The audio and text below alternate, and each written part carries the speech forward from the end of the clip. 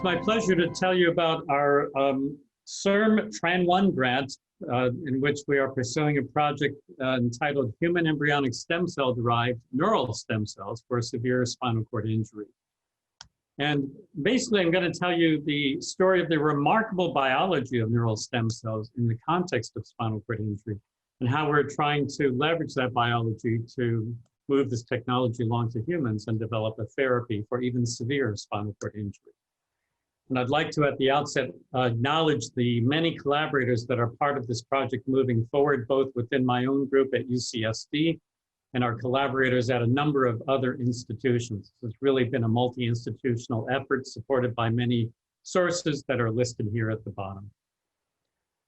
So human spinal cord injury is an area of great unmet medical need. There are about 15,000 new injuries per year, but there are 200,000 to 500,000 people living with chronic spinal cord injury in the United States.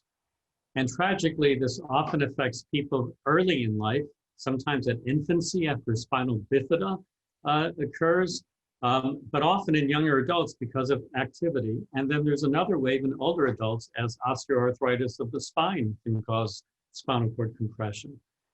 So there's often functional loss that is complete below the level of an injury, and tragically, there are no treatments to repair the injured spinal cord. And why doesn't the spinal cord repair itself? One of the great areas of advance in modern science has been an understanding of why the injured spinal cord doesn't regenerate.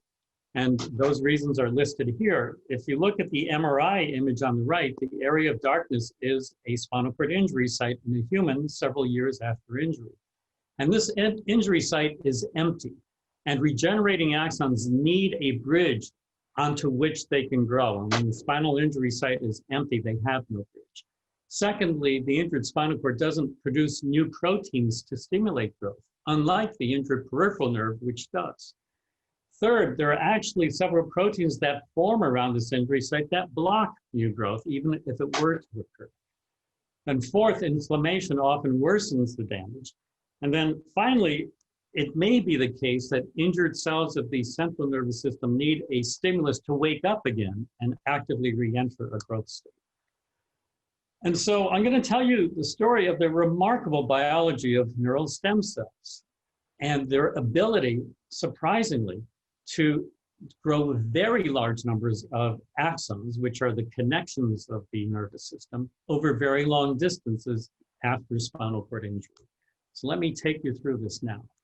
The concept that we're trying to approach in this work is to form new relays across a site of injury. So this is a diagram of a spinal cord, and the red lines are the wires, the connections of the nervous system that get cut by the injury site. And the injury site itself that results from the compression of the spinal cord often degenerates and is an empty cyst. So these axons are stopped at the cyst and can't grow. And the idea of a stem cell implant that's shown in green here is that these stem cells will survive and fill this injury site, that they will enable the regeneration of the injured axons of the person, the host, to enter the stem cells in the injury site, and that the stem cells themselves will extend new connections, new axons below the injury, hence splicing the circuit and forming new relays to restore function after injury. That's the concept. Why do we use neural stem cells? Well, because they're developing cells and they're in an intrinsically high growth state. And they can fill the injury site as shown here in the rat. So this is a rat spinal cord. The head is toward the left, the tail is toward the right. And this green thing occupying the injury site is a stem cell rat.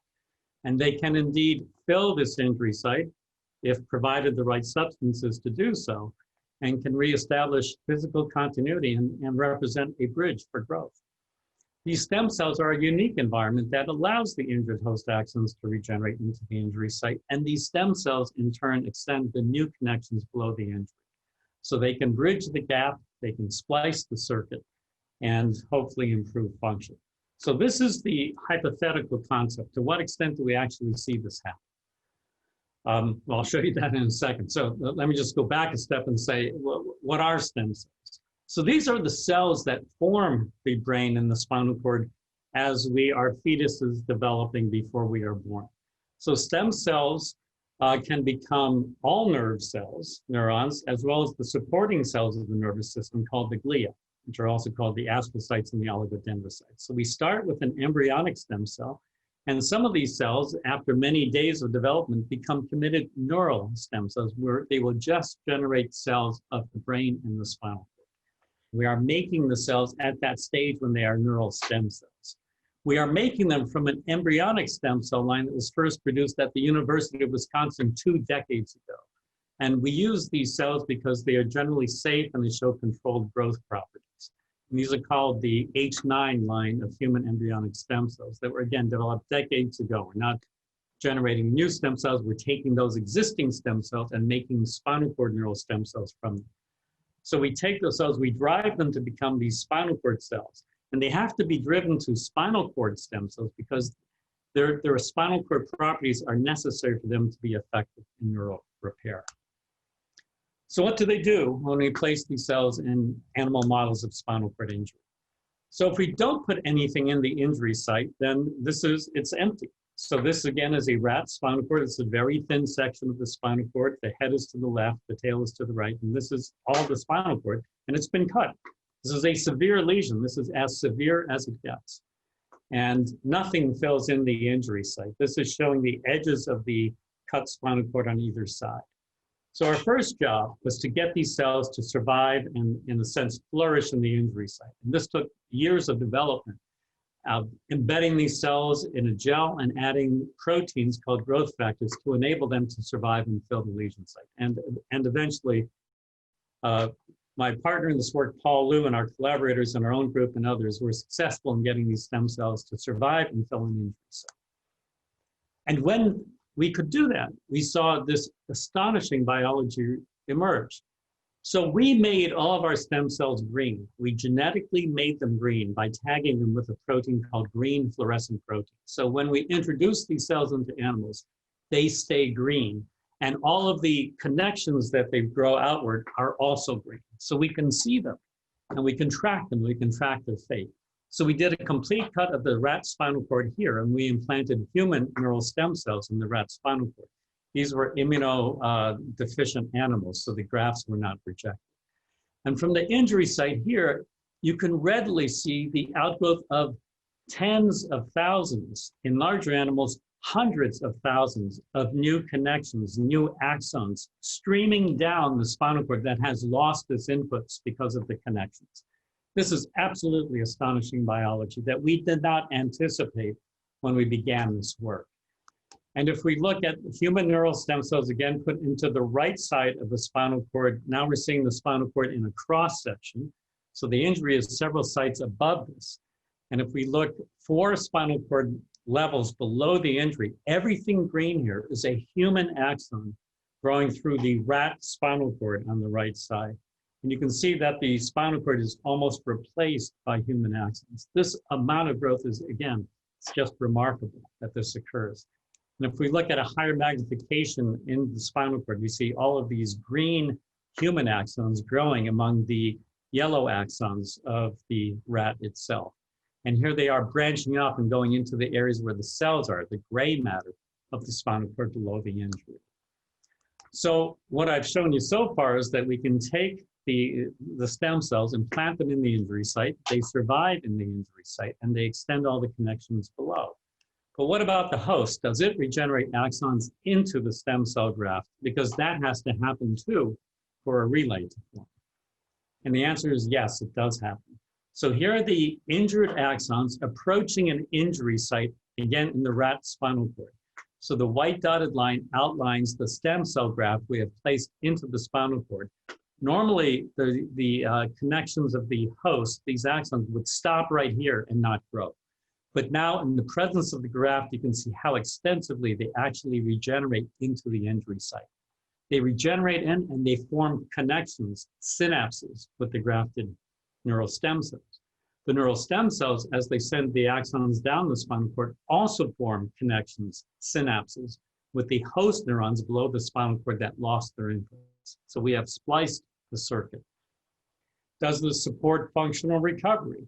Well, if we do a cervical level injury, an injury in the neck, and then we look at the ability of rats to retrieve food rewards with their hand, grasping a pellet, normally with the injury, the hand is just closed in a fist and can't do anything.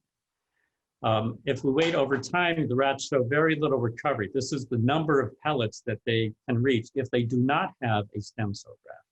And here the red line shows their recovery if they have a stem cell graft. So it's not complete recovery, but they're doing about twice as well as they would without the graft, and they're recovering roughly half their ability to use the hand. And otherwise, they would recover quite a bit less.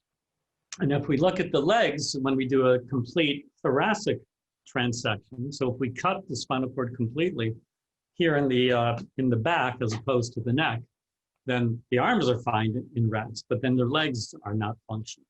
And so in animals that have this complete cut at the upper thoracic level, there's very little movement of the legs. But now if we put in a stem cell graft, they show much more recovery of the legs. It's not complete recovery. This graph goes up to a scale of 8 here, but a normal animal performs at 21 on the scale. So it's not complete recovery, but they're able to move each joint of their legs.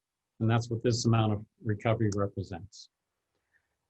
And so we have anatomical reconstruction, we have functional improvement. So we have moved along this technology now to larger animal models in preparation for human clinical trials. So in these larger animals, we do partial spinal cord injuries so that the animals, they're larger. So we want them to be able to move around the cage and that sort of thing. So with this kind of partial cervical injury, they have impairment of just the right hand. The left hand works, the legs work, and the ball and bladder works. So they're not in pain, they're not uncomfortable, but we can measure whether they have recovery of the hand. And it took, again, a long time to develop the methods to successfully implant neural stem cells into these contusion spinal cord cavities in larger animals. But we were successful, and now much of the time, these grafts survive and fill an injury site, a contusion injury site. And contusion, again, is a bang to the spinal cord, the kind of injury most humans have. So we can fill the injury site, and once again, up to hundreds of thousands of connections emerge from these implants. And if we look at the spinal cord 2 sections below, 2 levels below the original injury, there are many of these green human axons traveling down the larger animal spinal cord. If we look at higher magnification, look at all of these human connections, these axons traveling down the spinal cord, the basis for potential functional recovery. And in larger animals, kind of like the rats, we see a substantial improvement compared to animals that don't have a graft in the ability to use the hand. Again, it's not complete recovery. They recover to about 50%, but that's about twice as good as animals that don't have a graft. And for a human, what this might mean is an ability to now move the arm and control a motorized wheelchair when they didn't have that before. Or perhaps if they have a lower injury, some ability to begin to manipulate a keyboard. We won't know until we bring this to humans. So we're now planning to move this technology to first-in-human clinical trials. And thank goodness for the CIRM granting mechanism, because this is providing us the resources we need to actually manufacture these cells for a human clinical trial and meet the requirements of the Food and Drug Administration to actually start human clinical trials. So the CIRM Tran1 grant is funding us to manufacture cells for human clinical trials. It's allowing us to develop what the FDA requires to characterize and release the cells for human use. They're funding us the CIRM is funding us to make these so-called clinical cell banks. They're called master and working cell banks that will provide the material to expand to treat humans with spinal cord injury. The grant will allow us to show that the cells are safe and that the newly manufactured cells are effective, and allow us to identify the minimal dose and the maximum tolerated doses, the kind of information that the FDA requires to enable us to begin this work in humans. And finally, this work will end with a pre-IND meeting, as it's called, with the FDA. So we are very grateful to CIRM for providing these funds. We've made significant progress to date on these first 2 goals and are continuing to work on the others that will follow. And we hope that at the end of the day, we'll be effective in developing a therapy for even severe human injury and to benefit the human condition. Thank you for your attention.